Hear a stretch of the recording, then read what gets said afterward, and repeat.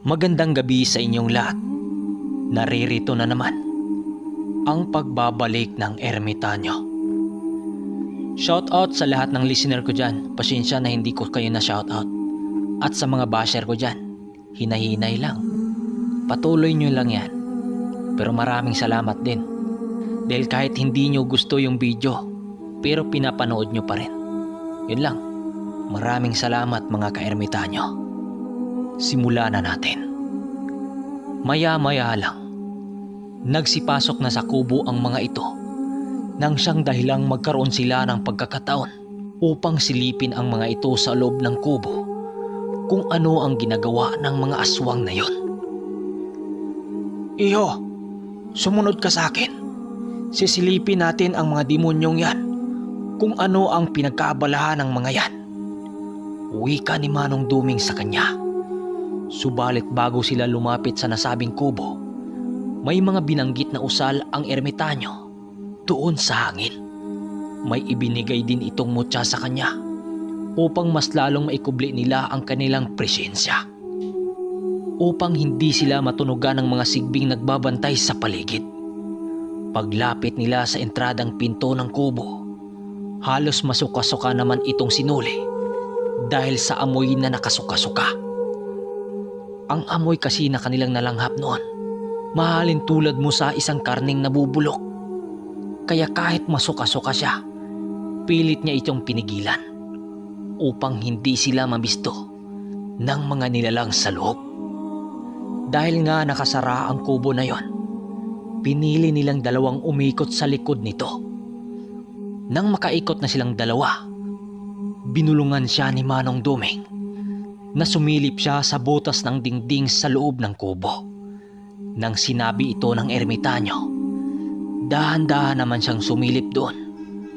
Nang pagsilip niya sa loob ng kubo, tanging liwanag lang ng gasera ang kanyang nakita doon. Kaya't bahagya niyang inikot ang kanyang paningin sa loob upang makita ang kalahatang sulok ng kubo. Nang ginawa niya yon, halos bumaliktad ang kanyang sikmura nang makakita siya ng dalawang matandang lalaki na may nilalantakang katawan ng bata.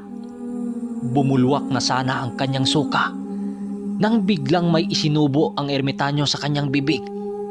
Ang nalasahan niya doon, parang kalamansing binalatan. Kaya't biglang naudlot ang kanyang nararamdaman na pagkasuka. Nang bigla naman siyang napatras doon sa kanyang pinagsilipan.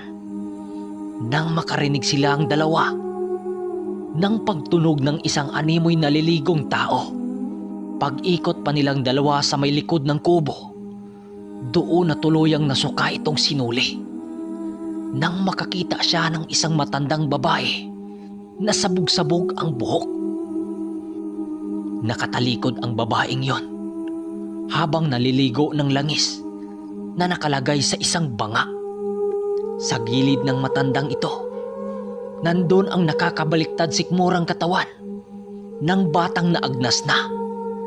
Nang makita ito ni Nuli, biglang bumulwak ang kanyang suka nang siyang dahilan para marinig sila ng mga nilalang sa loob ng kubo. Dahil sa kanyang ginawa, biglang nabasag ang sabulag na ginawa ng ermitanyo. Umatras ka na muna, Nuli. Napakaraming bantay na pamilyang ito. Wika sa kanya ng ermitanyo. Biglang sinipa ng dalawang lalaking matanda ang pinto ng kubong yon. At kasabay ng paglabas ng dalawang matanda na napakadungis ang itsura. Ang babaeng matanda sa likod ng kubo bigla yung nag-aalulong na para bang isang aso. Lumabas yon sa kubo habang kasama nito ang mga sigbing na sa halos 7 bilang. Nang makita sila ng matandang babae, nagwiwika ito ng Kung siniswerte ka nga naman, mismong pagkain pa talaga ang lumapit sa atin, mga lapastangan. Wika ng matandang babaeng may sabog-sabog na buhok. Napakaitim ng balat ng matandang ito at may mga ngiping animoy ngipi ng aso dahil sa talas. Kaya pala nasa liblib na lugar kayo nakatira dahil sa inyong sikreto, demonyo. Wika ng ermitanyo sa mga nilalang. Nang marinig ito ng tatlong aswang, nagsisiagik-ikan lang naman ito sa katatawa. Ano iyo?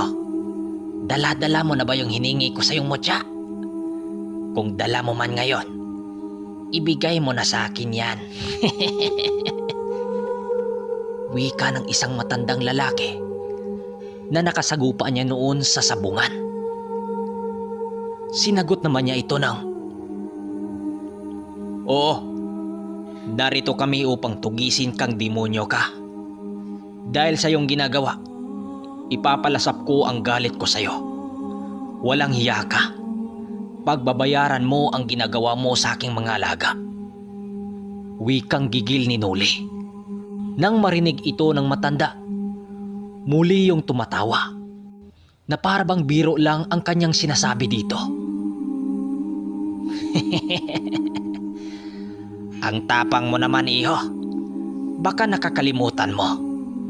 Kayang-kaya namin kayong dalawa na gawing karni sa oras na ito. Wika pa ng isang lalaking matanda na mas matanda pa kunti sa isang matanda nitong kasama. Ngayong napatunayan naming hindi kaya-aya ang mga ginawa niyo dito sa lugar na ito. Sapat na ito na dahilan upang puksain ko ang kasamaan niyo. At hindi lang yan, lalo na sa kasama kong ginawa niyo ng kasalanan. Wika ng ermitanyo sa mga nilalang. Naglalakad ang ermitanyo papalapit sa mga ito na para bang kampante ito sa mga nilalang na kanilang nakaharap. Bibigyan ko pa kayo ng pagkakataong mabuhay. Lumayas kayo sa lugar na ito. Kung ayaw niyong sunugin ko kayo kasama ang bahay niyo. Wika ng ermitanyo sa mga nilalang. Ang lakas naman ng lobo, tanda. Upang sabihin yan sa amin. Bakit? Sino ka ba? Wika pa ng isang lalaking aswang. Ang pagkakalam kasi ng mga nilalang na yon, isang ordinaryong tao lang ang matandang kaharap nila. Subalit laking gulat ng mga ito nang magpakawala ng presensya ang ermitanyo na parabang kasing init ito ng batong nagliliyab. Nang ginawa ito ng ermitanyo, biglang nagpalit anyo ang mga ito dahil sa init nitong nararamdaman sa paligid. Nagsisisigaw ang matandang babaeng aswang habang ikinumpas ang mga kamay nito sa ere. Pagkumpas ng babaeng aswang sa mga kamay nito, bigla naman silang sinugod ng mga sigbi nitong alaga. Kaagad iwinasiwas ni Nuli ang kanyang itak upang hindi siya malapitan ng mga ito. Subalit sa bawat pag-atake ng mga sigbin, pakiramdam noon ni Nuli na babalutan sila ng apoy dahil kundi masunog ang mga balat ng mga ito. Talagang nalalaswa. Yung iba parang pinasuan ng apoy. Nang masipat ito ng matandang babaeng aswang, tila ba nakaramdam ito ng pagkabahala dahil mismong mga alaga nila ay hindi tumatalab sa kanilang dalawa. Kaya't ang nangyari, pinaghataw ni Nuli ang mga sigbin nang hawak-hawak niyang itak na nagawa sa purong tanso. Nang maramdaman ng tatlong aswang na hindi ordinaryo ang kanilang kaharap, doon nalaman ni Manong Duming na ang babaeng aswang bukod sa aswang ito, meron din itong kakayahan ng isang mangkukulam at may dugong mambabarang. Nasipat kasi ni Nuli na nagpakawala ito ng mga sinulid na kulay pula at may mga karayom sa sobrang talas nito. Kasabay ng pagsiliparan ng mga kalaman ng babaeng aswang, muli yung tumitili. At kasabay ng pagsisigaw nito, ang pagsisiliparan ng mga bubuyo na sobrang kakapal. Dahil sa nakita nitong sinuli, bigla siyang napasigaw ng, Manong, atras na lang kaya tayo. Ang dami ng bilang ng kalaban. Mamamatay tayo rito. Nang marinig ito ng ermitanyo, nagwika ito ng, Kaya pala ang titigas ng mga ulo nyo. Hindi rin pala basta-basta ang taglay-taglay ng asawa mo. Sige, maglalaro tayo. Wika ng ermitanyo sa mga nilalang. Kasabay ng pagpapakawala ng babaeng aswang sa mga alam nito ay ang paglalaho ng dalawang aswang upang dahilan para mawala ito sa kanilang paningin. Dahil sa mga nangyari, napilitan ang ermitanyo upang tawagin ang tungkod nitong nagsisilbing mga mata niya. Nang tawagin yon ng ermitanyo, halos mabingi-bingi naman itong sinuli dahil sa mga usal nitong pinakawalan. Doon niya nakita ang abilidad ng ermitanyo dahil bigla itong lumingon sa likuran nila upang hatawin ng tungkod ang aswang na biglang naglaho kanina. Kakaiba ang tungkod na yon dahil puno ito ng mga tinik sa katawan. At nung tinamaan yun ng tungkod sa ermitanyo, nagsisisigaw naman yun habang tumatakbo. Akala nyo hindi ko alam ang taglay-taglay nyong kaalaman. Hindi ako nagtagal sa bundok para lamang paglalaroan nyo. Wika ng ermitanyo sa mga aswang na yon. Dahil nga hindi obra ang mga aswang na yon na makipaglaban sa ermitanyo. Kahit maglalaho pa ito, hindi ito obra sa tungkod ng ermitanyo dahil magagawa nitong masilayan ang labanang espiritual. Kaya't napilitang magkipaglaban yon ng manumano sa ermitanyo ang mga aswang na yon upang pabagsakin ang ermitanyo. Subalit sa tuwing pag-atake nila sa ermitanyo, animoy bumangga lang ang mga ito sa isang puno ng kahoy. Maging ang mga kuko nitong mahalintulad sa bakal dahil sa talas, tatalbog lang ang mga ito na para bang ang balat ng ermitanyo ay kasing tigas ng bakal. Dahil sa pakipaglaro ng ermitanyo sa mga aswang, tila ba nakaramdam ng pagod ang mga ito? Upang hindi na makapangbiktima ang mga ito sa ibang baryo, gumamit na ng mga pamakong usal ang ermitanyo upang dakpin ang mga aswang. Nang ginawa yun ng ermitanyo, tatakas na sana ang mga nilalang subalit bigla na lang itong bumulusok sa lupa nang paisa-isa at nangingisay at unti-unting namamatay. Kaawa-awang mga nilalang, sinabihan ko na kayo kanina, nalalayo na sa lugar na ito, pero nagmamatigas kayo. Wika ng ermitanyo dito. Matapos nun, sinunog nilang dalawa ang tatlong aswang kasama ang kubo nito. Nang makauwi na silang dalawa sa bahay nila Noli, pagod na pagod noon itong sinuli. Maliban lang sa ermitanyo na parabang hindi nakakaramdam ng pagod sa katawan. Nasa 3:00 na yon ng madaling araw bago sila nakauwi. Habang naglalakad silang dalawa sa entradang manuka nila Noli, nagsalita dito si Noli ng, "Manong, paano yung mga sigbing nakatakas? Di kaya'y babalikan tayo nun?" Wikang pag-alala niya rito. Nang marinig ito ng ermitanyo, nagsalita naman ito ng, "Dahil nga patay na ang mga kinikilala nitong pinuno, magpagala-gala ang mga ito sa kabundukan. Hindi naman magiging masama ang mga ito kung walang pinunong aswang ang mag-uutos rito. Dahil ang kinakain ng mga nilalang na yan ay purong bulok na kahoy at mga uling sa kagubatan. Ang kadalasang pumapatay ng mga hayop sa bundok ay mga alaga na ng mga aswang." Dahil sa sinagot ng ermitanyo sa kanya, doon unti-unting nalinawan ang kanyang isipan. Akala kasi niya ang lahat ng sigbin ay masasama. Kaya pala hinayaan ng ermitanyo ang mga sigbin na makatakas at hindi na dinakip. Simula ng araw na yon, wala ng mga nilalang ang bumisita sa kanyang manukan. Hanggang sa isang araw, nakatanggap siya ng imbita sa pamilya nila Umar dahil muling sumapit ang araw ng San Juan sa buong Negros. Kagaya nung araw na nanggamot sila sa ama nila Umar. Kinabukasan din nun, fiesta sa lugar nila Umar at kagaya ng dati, merong magaganap na malaking pasabong doon. Kung saan muling mapapatunayan ni Noli na buhay pa talaga ang kanilang gamit-gamit. Isang hapon noon, merong 2 panauhin na bumisita sa kanilang bahay at isa sa mga ito, kilala ni Noli. Ito ay si Mitoy, na isa sa mga tauhan nila Umar sa bayan, na handler ng mga manok. Pagbaba ng mga ito sa kanilang kabayo, kagad ng bungad sila Nuli sabay wika dito ng, "O Mitoy, napapadalaw kayo rito ah. Si Umar, hindi nyo ba kasama?" Tanong niya sa mga ito, habang itinali ng mga ito ang kanilang kabayong dala sa puno ng nyog. "Hindi na ho nakasama si Boss Omar, buddy.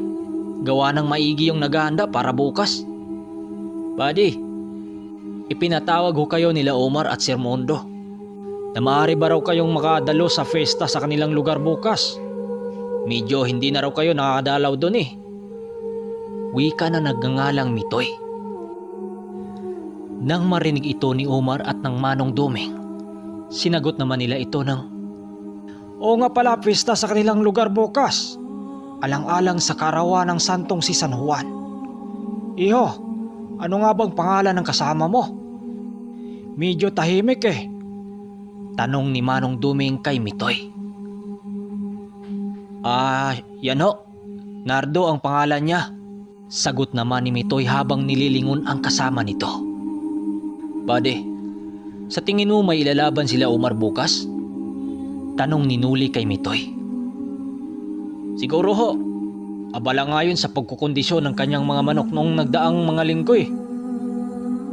Nang marinig ito ni Nuli, suminyas naman siya kay Manong Duming kung sasama ba ito. "Manong, ano, sasama ka ba?" Tanong niya rito. Nang marinig ito ni Manong Duming, ngumisi lang naman ito habang sumasagot ng, "Kung papasamahin mo ko, sasama ako. Pero kung hindi, okay lang naman." Nang marinig ito ni Noli, napatawa naman ito sa sinagot ng ermitanyo. Kaya't bago sila umalis kasama ang pangkat ng tauhan nila Umar, inaya na muna nila ang mga ito para magkape. Ang kanilang merienda noon ay kakanin na gawa sa kamuting kahoy at kamuting baging na nilaga. Dahil nasa 3:00 pa naman yun ng hapon, kaya't nakapagtagay pa sila ng tuba bago tuluyang bumaba ng bundok. Ang kanyang dinala noon na tandang ay bale na sa 2 lang. Kung noon naglalakad lang sila papuntang bayan, ngayon mayroon na silang mga kabayong alaga nang siyang tag-iisa sila ni Manong Duming. Habang kasalukuyan pababa sila ng bundok, napag-usapan nila ang kasayahang magaganap sa lugar nila Umar. Kagaya ng nakagawian, pumasok na nga sa ruwida ang mag-ama upang magbitaw sa manok nilang hawak. Habang sila Nuli at Manong Duming naman, tahimik lang sila sa labas habang pinapanood sila Umar doon sa loob. Habang ang makumpare ni Manong Mondo, panay na ito sa paggumpas sa mga kamay kung may mahanap pa silang tataya sa wala.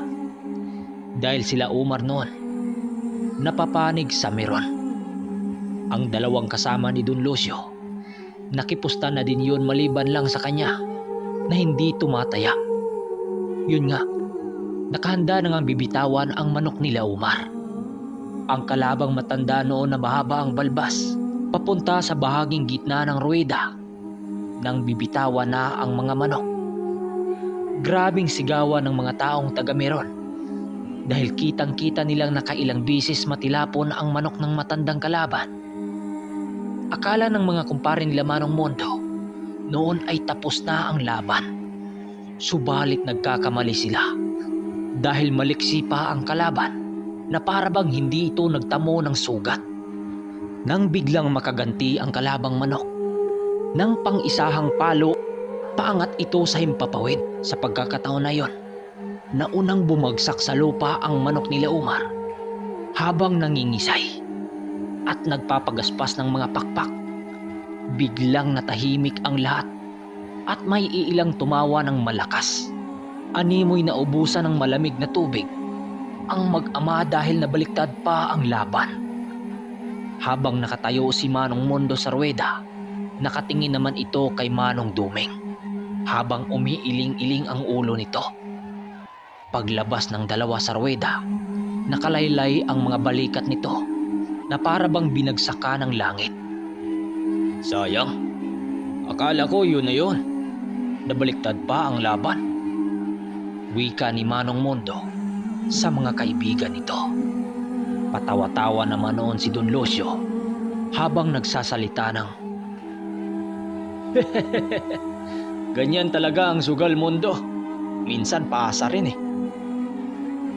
Sila Manong Duming noon at Noli, tahimik lang itong nakikinig sa kanila. Hanggang sa bumalik na naman sila sa mismong pinag-iinuman at muling nagkwentuhan.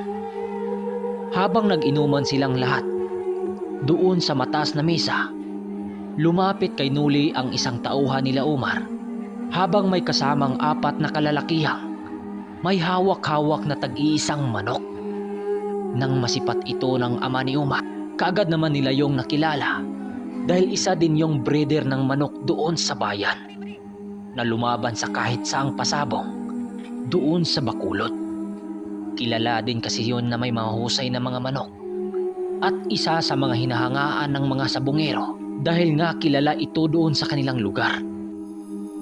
Paglapit kay Noli itong si Mayok na kasama ang 4 na lalaki, nagwika naman ito sa harapan ni Noli ng, "Ayan ho, siya ang may-ari ng manok." Nang marinig ito ni Noli, bigla naman siyang naalerto sa pag-aakalang gulo ang magaganap, subalit bigla naman itong napangisi nang malaman itong sabong lang pala ang pakay sa kanya ng mga tao. Sa kanilang pakipag-usap ng mga ito, doon na pag-alaman ni Noli na kursunada ng mga ito ang kanyang mga tandang upang lalabanan sa ruweda. Dahil hindi naman daw magkalayo ang agwat ng laki ng mga ito.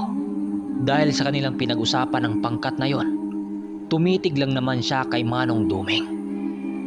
"Manong, pwede na ba? Mukhang maliit kunti yung sa atin eh." Wika niya kay Manong Duming. Nang marinig ito ni Manong Duming, sinabi nito na siya ang bahala dahil siya naman talaga ang may-ari ng manok. Nang magkasundo na sila ng mga lalaking makakatapat nila, umalis na nga ito sa kanilang harapan upang magkakabit ng tari sa manok nila. Kagad silang tinanong ng gaffer nila Don Lucio kung sila na ba ang magkakabit ng tari sa manok nila Noli. Subalit sinagot sila ni Manong Duming ng, "Hindi na ho, Ginoong Ragas. Kaya na yan ang bata ko. May alam na yan sa pagtatari." Wika ni Manong Duming sa mga ito. Sa pagkakataon na ito, sinuli na ang nagtatadi ng bulang sa kanyang manok nang sang ikinatuwa naman nila Umar dahil kahit papano, nalalaman na rin ni Noli ang ganong gawain. Si Umar ang humahawak ng manok at si Noli naman ang magkakabit ng tari. Sa muling pagkakataon, sinimpo ni Noli na walang nakatitig sa kanyang ginawa dahil muli niyang ikakabit doon ang kanilang kargang napakalakas. Maya-maya lang, narinig nila si Manong Mundo at Don Lucio na pinag-usapan ang pusta na ambag nila sa manok nila Noli. Halos lahat ng pangkat nila Umar ay naglabas yun ng salapi upang makipusta na rin. Pati ang kanilang alalay, maliban lang sa 3 kaibigan ni Manong Mundo na ayaw pumusta dahil wala itong tiwala doon kay Noli. Tingin kasi nila kay Noli, isang baguhan at wala pang alam. "Ninong, hindi ba kayo pupusta? Yan ho si Noli na tumalo sa manok mo no, nung unang nagdaang fiesta dito." Wika ni Umar sa kumpare ng kanyang ama. Subalit hindi nito pinansin ang kanyang sinabi hanggang sa makapasok na sa ruwida itong si Noli. "Noli, huwag mong kalimutan ang ibilin ko sa'yo. Paghusayan mo pa." Wika ni Manong Duming doon kay Noli habang papasok ito sa ruwida nang hindi niya napapansin na sa gilid lang pala niya ang nagngangalang Ragas. "Manong, medyo dihado kayo dyan. Manok ng mga Santiago ang makakalaban nyo." Wika nito sa matanda. Si Manong Duming noon, pinili na lang nitong sumagot ng, "Sa bagay, Nasa manok naman yan kung makauna. Nakahanda na nga ang manok nitong sinuli upang bibitawan na sa lapag. Bitaw nito sa manok, nanatiling nakamasid lang naman ang manok ni Nuli, na para bang alam nito ang gagawin ng kalaban. Doon namangha ang hanay nila Manong Mondo sa abilidad ng manok ni Nuli. Nang bigla itong sungkaban ng kalaban habang papasugod ito. At nung makalapit na ito sa manok ni Nuli, akala nila tatamaan yon. Dahil sa isang nagraragasang manok, napapalapit dito, subalit bigla itong lumipad papataas nang siyang dahilan para sumama ang manok ng kalaban doon sa ere. Pagbagsak ng dalawang manok, kitang-kita noon ng kalaban. Nawala na ang kabilang paa ng kanyang manok. Napasapo na lang sa ulo ang kalaban nila dahil tila ba tinapyas ang paa nito ng napakatalas na bagay. Mabutit hindi ang tari ang tinamaan nito, subalit dihado pa rin ito sa bakbakan dahil kulang na nga ang isang paa nito. Hindi kalaunan, nagawa ding mapatay ng manok nila Nuli ang kalabang manok. Dahil sa nangyari, umatras na ang kalaban at hindi na pinili nitong rumibansa dahil hindi normal ang kanilang pagkatalo. Lalo nang makita nito na walang kagalos-galos ang panlaban nila Nuli. Dahil sa naganap, masaya naman sila Manong Mondo habang sinasalubong siyang papalabas ng ruweda. Nang makaupo na sila sa misang pinag-iinuman, pinagmasda ng mga kaibigan ni Manong Mondo ang manok ni Nuling nakatali malapit sa pinag-iinuman. Oh, sabi ko naman sa inyo, di ba? Sure ball yan. Walang kagalos-galos. Tingnan nyo. Nakabawi na ako sa talo ko kanina. Wika ng ama ni Umar habang tumatawa sa inuman.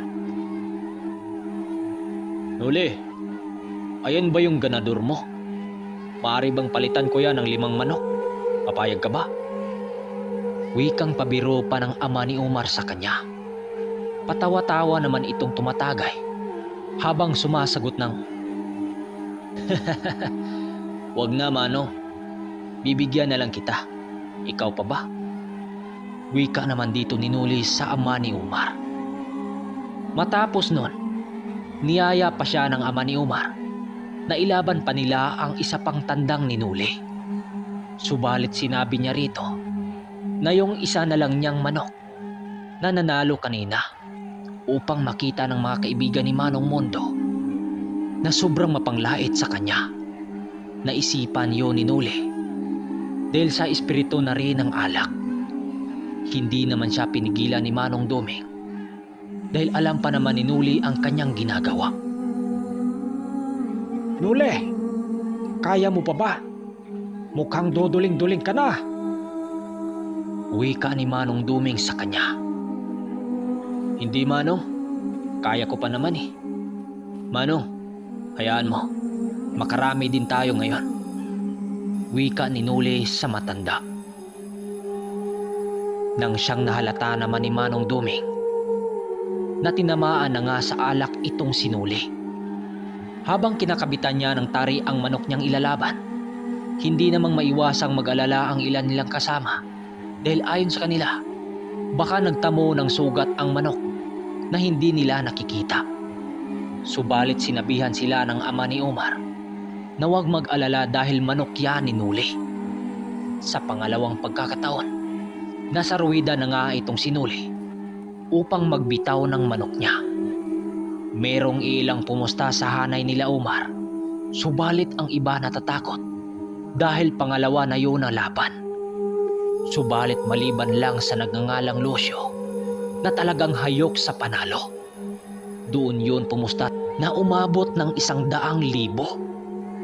Pagbitaw niya sa kanyang manok doon sa ruweda, merong nakakilala sa kanya at yung iba pa nga, tinatawag ang pangalan niya doon.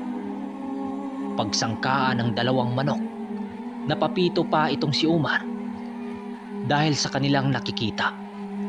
Tag 2 sangkaan lang kasi, patay kaagad ang kalaban na para bang may sapi ang manok nila. Pero para sa kanila ni Manong Duming, normal lang yon sa kanila bilang may dalang bertud ng bubuyog na yon. Habang nasa loob sila ng ruweda, tuwang-tuwa naman si Umar dahil muling nagwawagi ang manok nila Noli na nanggaling pa sa kanilang farm. Dahil ang lahi kasi ng mga manok na yon, talagang doon yun nanggaling dahil ibinigay yun ni Manong Mundo para kay Noli. Simulat sa pulkasi ng pagsasabong nitong si Noli, ni isang bisis hindi siya nakaranas ng pagkatalo. Paglabas nilang dalawa ng ruweda, talagang tuwang-tuwa ang pangkat ni Manong Mundo doon sa kaniya dahil naka-strip na yun ng dalawang panalo na walang tigil. Si Manong Duming noon, nakatingin lang ito sa kanila habang umiinom ng alak. Kagaya ng nakagawian, umupo na muna sila sa mga bangko doon sa kanilang pinag-iinumang misa. Habang nakaupo ang lahat nilang pangkat doon, nagwika kay Noli ang nagngangalang Losyo ng, Noli, matanong kita. Sa lahat mo raw na laban ay wala pang nakakatalo ni isa sa mga... wika sa kanya ng nagngangalang Losyo. Nang marinig niya ito, ibinaba na muna niya ang kanyang baso at sumagot ng, sa totoo niyan, Don Losyo, natalo naman ako paminsan-minsan. Lalo na nung una pa akong pumasok sa ganitong propesyon. Pero ngayon, dahil sa tulong ni Manong Mundo at Omar, medyo lumakas ng konti yung manukan ko. Wika niya dito habang lalasing-lasing na. Nang mapansin siya ni Manong Duming na medyo tinamaan na talaga ng alak, sinabihan siya nito na huwag magpasobra sa pag-iinom dahil baka hindi sila makauwi kung kailan nila gustuhin. Nagpaawat naman itong si Noli at sinunod ang lahat ng sinabi ng ermitanyo at pinili na lang nito makipag-usap doon kay Don Lucio. Habang seryoso silang nag-usap sa taong nagngangalang Lucio, bigla naman siyang nagulat nang may mabanggit itong taong hindi matalo-talo raw sa sabungan kahit ilang antingero pa ang nagtulong-tulong nito. Alam mo, iho, sa tinagal-tagal ko sa larangan ng sabong, maraming uring sabungero na ang nakakasama ko. Maniwala ka man o hindi, meron din akong taong naging kaibigan noon na isang sabungero. At hindi lang yan, hindi yun basta-bastang sabungero. May anting-anting yun sa sugal.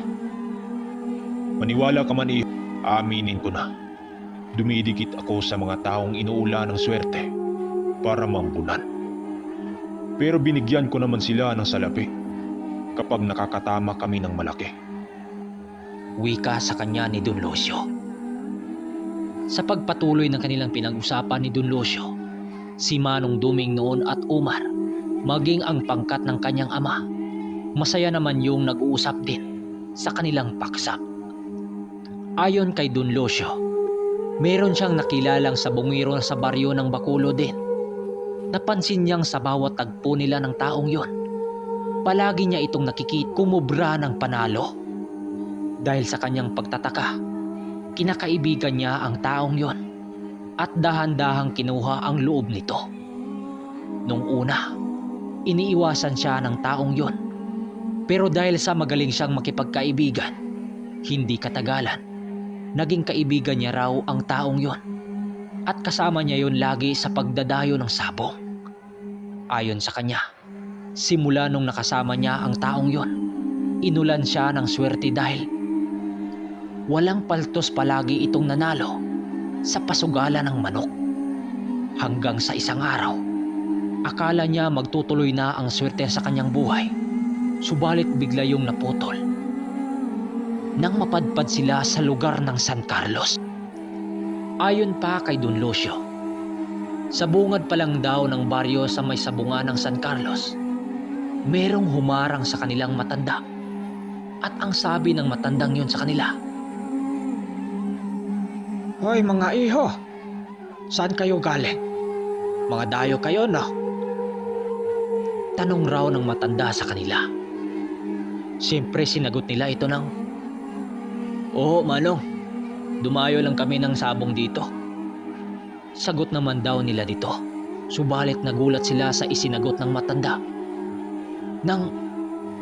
Hindi nyo ba alam na ang baryong nyong dinadayo ay lugar ng mga sungaw? Kung ako pa sa inyo, huwag na kayong tumuloy doon. Uubusin lang yung mga manok nyo at salapi. Mga salamangkiro ang halos mga tao doon, iho. Wika sa kanila ng matandang uugod-ugod na. Subalit hindi nila ito pinapansin. At tinatawanan pa sa pag-aakalang nagbibiro lang ang matanda. Subalit pagkarating nila sa nasabing sabungan, pansin nilang dalawa na para bang ang lahat ng sabungiro doong may hawak-hawak ng manok ay purong matatanda. Ayon sa kanya, meron namang kabataan doon, pero wala naman yung mga hawak na manok at nakikipusta lang. Kaya't hinayaan lang nila ang mga ganong pangyayari dahil sa pag-aakalang nagkataon lang ang lahat. Yun ang akala nila. Nang makatapat sila ng kalabang matandang sa tingin nila, madali lang patumbahin ang manok nito. Kaagad nila yung kinasahan ng sabong. Subalit nang maglaban na ang mga manok, laking gulat nilang dalawa nang mapatay ang kanilang manok. At hindi pa nakontento ang mga ito at sinabi nitong pagakuran pa raw nila ang isa pa nilang alaga at ilalaban rito. Dahil nga mainit na talaga dahil natalo sila doon. Hindi na nila napansin na yun pala ang dahilan para uuwi silang nakalaylay ang kanilang mga balikat. Dahil 3 manok nilang dala ay ni isa ay walang nanalo rito. Bukod sa ubos ang kanilang manok, ubos din ang kanilang perang dala na halos wala ng pang-uwing pamasahe. Ayon pa kay Don Lucio na baka nagkataon lang ang lahat. Kaya't pagkasunod linggo, bumalik sila doon at nagbabaka sakaling makakuha ng panalo. Pero gaya ng dati, umuwi na naman sila ng wala. At doon niya nalaman na may tangang mutya ang lalaking kaibigan niya. At dinurog yun nung pumasok sila sa lugar ng San Carlos. At dagdag pa nito, hindi lang isa ang kanyang dinala doon, kundi 3 sabungirong may karga. At umuwing durog ang mutya. Habang umuwi raw silang naglalakad, nakasalubong daw nila ulit ang matanda na nagbigay sa kanila ng babala noon. Nang makasalubong nila ito, nagwika yun ng, "Diba sabi ko sa inyo nung una, hindi kayo obra sa mga sungaw, ang titigas ng ulo nyo." Nang marinig ni Nuli ang kwento ni Don Lucio, tila ba nagkaroon siya ng interes na makaharap ang mga sungaw. Huwag mo nang tangkaing makasagupa ang mga sungaw, Nuli. Baka pang-4 kang pabagsakin ng mga yon. Wika ni Don Lucio sa kanya habang patawa-tawa. Mas mabuting ilaban na lang natin ang pangalawa mong manok. Total sigurado namang panalo naman yon. Wika ni Don Lucio sa kanya. Napangisi-ngisi pa. Medyo tinamaan na kasi yun ng alak. So hanggang dito na muna dahil